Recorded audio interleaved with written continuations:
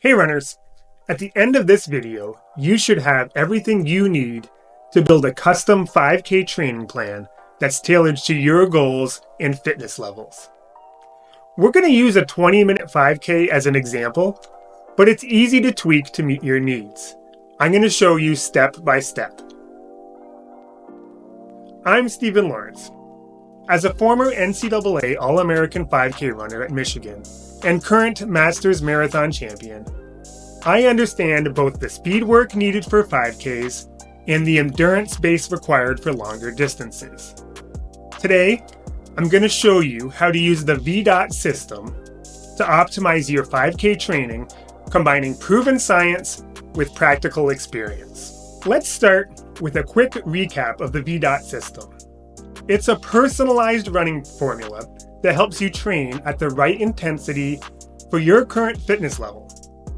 The system, developed by renowned running coach Jack Daniels and his research partner Jimmy Gilbert, isn't just arbitrary rules. It's deeply rooted in science.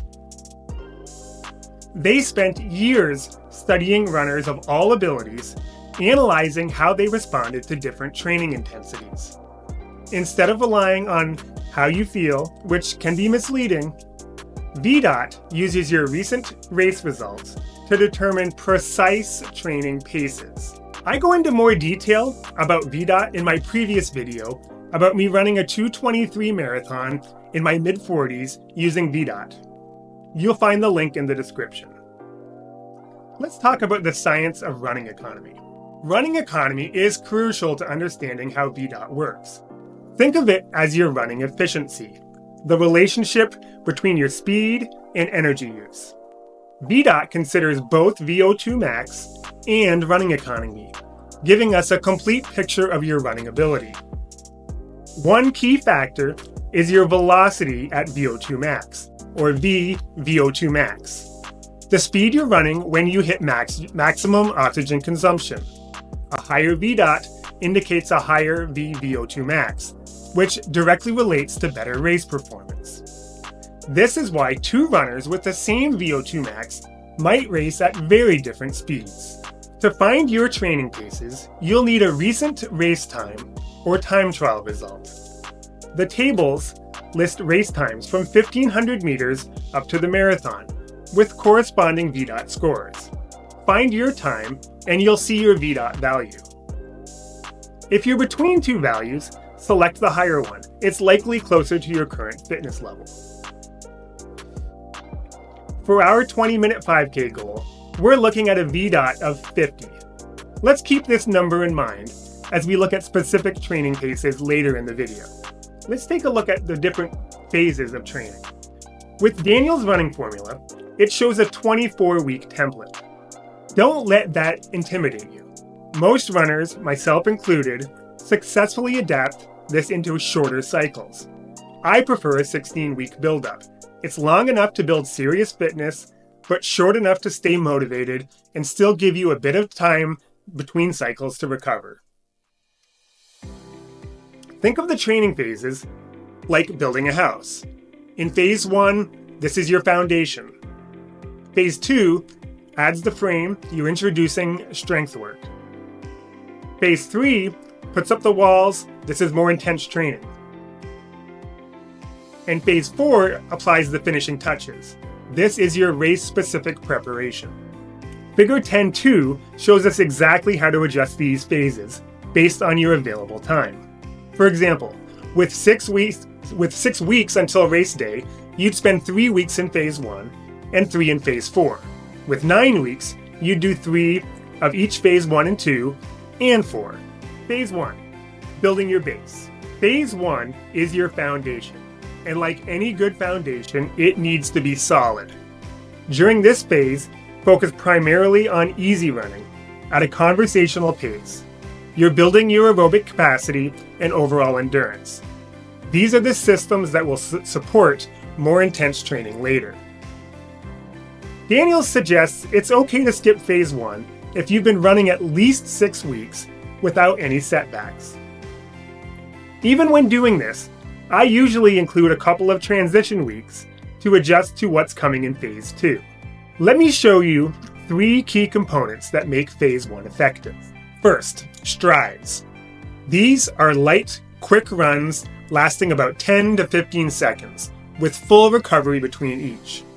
Add these to your daily easy runs. They improve your running economy and prepare your body for faster running later. Think of them as teaching your muscles and nervous system the feeling of running fast without the fatigue. These should not be all-out sprints. Second is supplemental training. Add light resistance training and dynamic flexibility work after some runs. This builds the strength and mobility you'll need for harder training phases. You're not trying to build muscle, you're building resilience. Third is the weekly long run. This should be 25 to 30% of your total weekly mileage. For a 40-mile week, that's about a 10-mile long run. Keep it at an easy pace, and remember, we're building endurance, we're not testing it here. Phase 2 is where we start adding quality work. The key principle here is feeling like you could do more than what's scheduled. We're not pushing to our limits yet. You'll have 3 quality sessions per week, but here's what makes this phase special. It can be extremely flexible. You might do a quality session on Monday, and then on Tuesday, and then another one on Friday. Whatever your schedule dictates. Unlike some of the later phases, it's okay to stack quality sessions back to back. If you have a race one weekend, that would count as a quality session. Remember, we're training smarter here, not harder. During Phase 2, we'll introduce repetition training. Here's an important rule for repetition runs. They should never exceed 5% of your weekly mileage. Morning runs or second runs can help build mileage, and don't forget those strides. They're still important. Phase 3 is where we dial up the intensity, but in a systematic way. You'll do interval sessions, threshold sessions, and some repetition work. This is also when many runners start racing, and yes, the races count as quality sessions. Here's a practical tip. If you have races at the end of weeks 14, 16, or 18, eliminate one quality session that week. Schedule only 2 quality sessions plus the race. This prevents overtraining while maintaining the right amount of quality work. Phase 4 is when it gets fun. This is about sharpening your fitness for racing. During this phase, we adjust the training paces based on most recent race times. If there's no recent race times, then it's a good idea to increase all your training paces by 1 second per 400 or 4 seconds per mile. Expect to race most weekends during this phase. When you have a weekend race, you'll drop that week's quality session. This isn't being lazy, it's being smart. It's about managing your race-specific fitness. All right, let's break down the specific paces for a 20-minute 5K goal, which corresponds again to a VDOT of 50. The 20-minute 5K is an arbitrary time that I picked as an example. You should use tables 5.1 and 5.2 to calculate your VDOT and your training paces. From here, think of these paces as tools in your training toolbox. Each one serves as a specific purpose. Your easy runs should be in the 7:57 to 8:58 per mile pace. This is your foundation pace. You should be able to hold a conversation. If you can't, you're running too fast. Remember, easy runs build your aerobic engine. They're not about proving your fitness. The marathon pace is 7:17 per mile. Even though we're not training for a marathon pace runs are valuable. They build your ability to sustain effort while maintaining efficiency. Think of them as comfortably challenging. The threshold runs are 6:50 per mile. This is your comfortably hard pace. You're teaching your body to process lactate more efficiently. These runs should feel sustainable for about 20 to 40 minutes. Interval training is 93 seconds per 400, or 6:12 per mile, but you shouldn't be running mile intervals. These are your VO2 max workouts. Keep the work periods up to about 5 minutes with an appropriate recovery. You're developing your aerobic power here. For repetition training, you should be going 87 seconds per 400. These are short, fast efforts, no longer than 2 minutes, with full recovery. You're working on speed and running economy. Quality over quantity is crucial here. Now let's translate all of this into a practical weekly training plan using Table 13.1, which outlines the 5K to 10K training plan for 40 to 50 miles per week. Before we dive in, let me address the mileage range.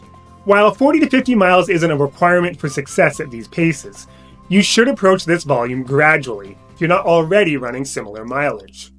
Think of building your phase plan like filling 3 buckets.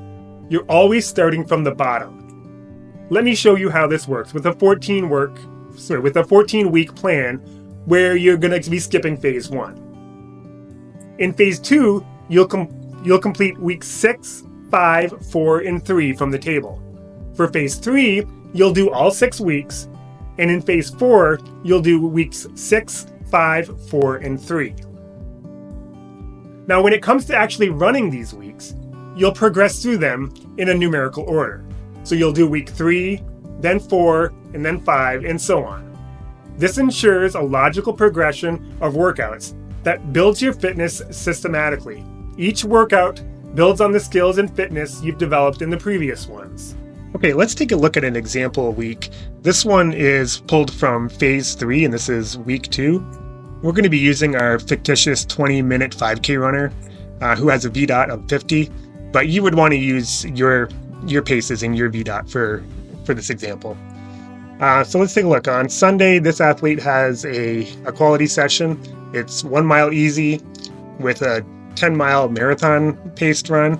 So this is going to be 7:17 per mile for this athlete, followed by 4 strides. You can see on Monday and Tuesday, there's no mileage listed. Same thing for Friday and Saturday. These are all listed as flex days. So basically you can just fill in the mileage you need to get what you need for the week. On Wednesday, you have another quality session. This one is 2 miles easy and then 5 by 1K at interval pace.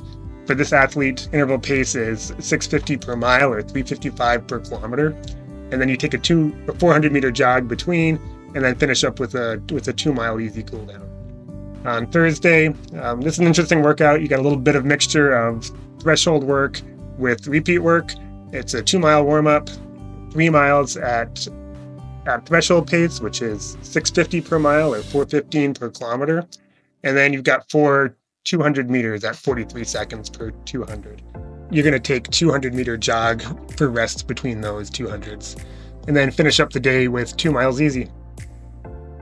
There's a lot of flexibility in these programs. If you need to swap days around to accommodate your schedule, that works. I don't typically like to do my quality sessions back to back the way they have this listed on Wednesday and Thursday with a pair of quality sessions, but to each their own. A lot of people do like doing those back to back, especially if there's a race on the weekend. Some people like to get those hard sessions in early in the week.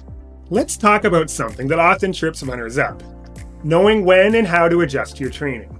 Your VDOT will improve as you get fitter, but don't rush to change it. Here's a practical rule: wait at least 3 weeks between VDOT adjustments, even if your workouts are feeling easier. This patience allows you to fully adapt to each new level of fitness. So for an 18-week program, here's how to progress intelligently.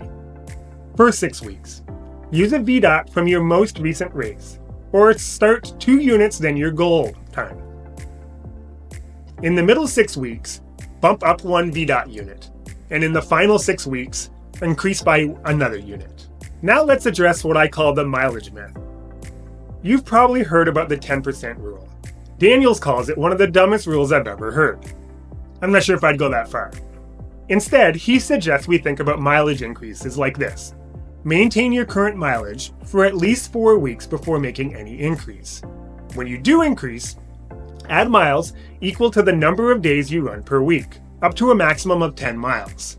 If you're running 5 days, you can add 5 miles. If you're running 7 days, add 7 miles. This approach respects your body's adaptation cycle while providing clear guidelines for progression. Let's talk about the elements that tie everything together, the practical details that make the difference between a good training plan and a great one. Every quality session needs a proper warm-up, especially before your Q2 and Q3 sessions. Basically, any workout starting at threshold pace or faster, you're going to want to do a good warm-up. And you should think of your warm-ups as part of the workout. It's not just something you do before the real training begins. Okay, for long runs, you might be better off to focus on time rather than distance. Cap your runs at 150 minutes. That's 2.5 hours, regardless of the distance covered. This is especially beneficial for slower runners, as it ensures you get endurance, but without the risk of overtraining. Treat your recovery seriously. Recovery isn't just the absence of training. It's an active part of getting stronger. You should consider cross-training for injury prevention, and don't hesitate to substitute an easy day for a quality session if you're feeling overwhelmed. Remember, missing a workout because you're being cautious is way better than missing weeks because you pushed too hard. The VDOT system works because it's based on science, not guesswork. You're training at the right intensities for your current fitness level, with a clear path for progression. If you're having difficulties with any of the tables, just drop a note in the comments. Whether it's you need help calculating the VDOT table or you're finding your paces, let me know and I'll be happy to go in there and help walk you through that. If you found any of this helpful, don't forget to like, and if you're interested, please subscribe. I'll see you out in the roads.